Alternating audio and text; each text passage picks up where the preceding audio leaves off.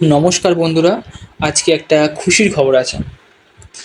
তোমরা সবাই জানো আরআরবি গ্রুপ ডির এক্সাম হয় ফেব্রুয়ারিতে, কিন্তু তেলেঙ্গানা হাইকোর্টে একটা কেস হয়, যেই কেসের ভিত্তিতে পুরো নিয়োগ প্রক্রিয়ায় ঝুলে যায়।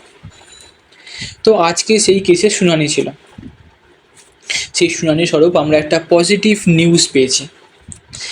আর কোনো স্টে অর্ডার নেই, এখন রেজাল্ট খুব তাড়াতাড়ি বেরোবে। তো দেখা যাক পুরো সম্পূর্ণ বিষয়টা কি, তোমাদের সামনে আমি তুলে ধরছি। মাননীয় আদালত অন্তর্বর্তী আবেদন নিষ্পত্তি করার জন্য কিছু গুরুত্বপূর্ণ নির্দেশ দিয়েছেন।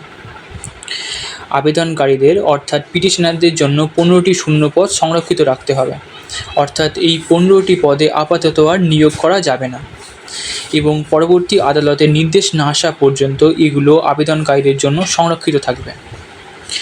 অর্থাৎ যে এই 15খানা ভ্যাকেন্সিকে রিজার্ভ করে রাখা হবে ওই পিটিশনারদের জন্য।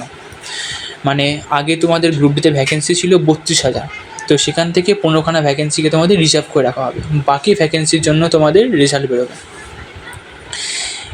তারপর কি বলছে দেখো, বাকি সব শূন্য পদের ফলাফল প্রকাশ করার অনুমতি দেওয়া হয়েছে। তাই পুরো নিয়োগ প্রক্রিয়া বা ফলাফল প্রকাশের ওপর কোনো স্থগিতাদেশ বা স্টে অর্ডার নেই।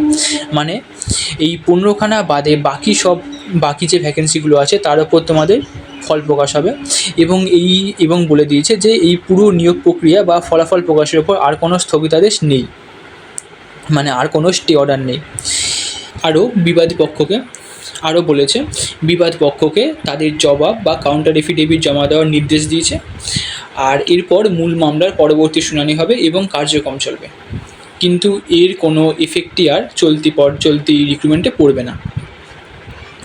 মানে মূল মধ্যে কথা হচ্ছে, আদালত শুধুমাত্র 15খানা পদকে সংরক্ষণ রেখেছে বা রিজার্ভ করে রেখেছে, বাকি সব পদের জন্য ফলাফল প্রকাশ হবে, এবং তোমাদের কোনো এই নিয়োগ প্রক্রিয়ায় আর কোনো স্টে অর্ডার নেই।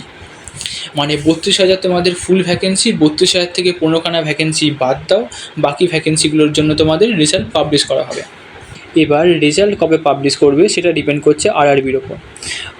এখন তো আর নিয়োগ প্রক্রিয়ায় কোনো স্টে অর্ডার নেই, এবার আরআরবি চাইলেই তোমার রেজাল্ট পাবলিশ করতে পারে।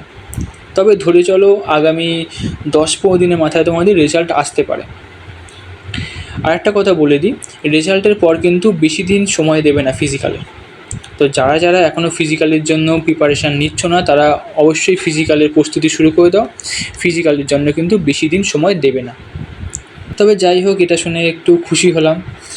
ডাব্লিউপির রেজাল্ট তো আর এলো না, অন্তত গ্রুপ ডি রেজাল্টটাই আসুক।